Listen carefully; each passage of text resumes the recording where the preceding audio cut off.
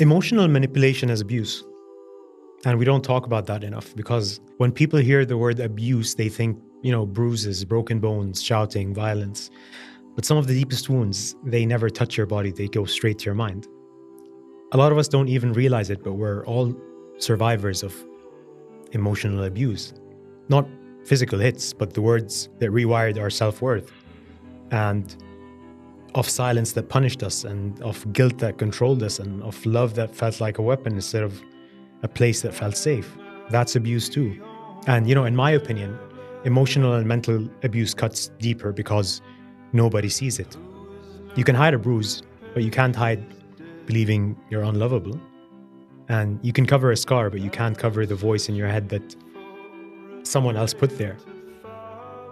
Emotional manipulation is slow, it's quiet, it's subtle. It doesn't break you in one moment. It breaks you over time through confusion, self-doubt, through constant second-guessing, through never feeling enough no matter how much you give.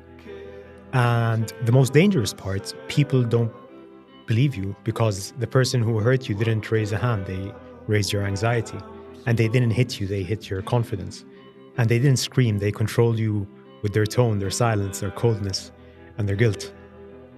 People think abuse is obvious. It's not. Abuse can be someone who apologizes beautifully and repeats the same behavior. Abuse can be someone who loves you most when you're weak because it keeps them in control.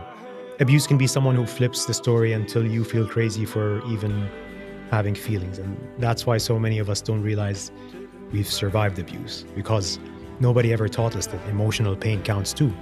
But here's the truth. If someone made you question your reality, if someone made you afraid to speak your needs, if someone made you feel guilty for having boundaries, if someone taught you to shrink your personality just to keep peace, you survived abuse.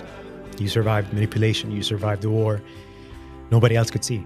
And that makes you stronger than you realize, because healing from physical pain takes time, but healing from emotional abuse requires rebuilding yourself from the inside out. It requires unlearning the lies you were taught. It requires finding your voice again. It requires remembering who you were before someone convinced you otherwise.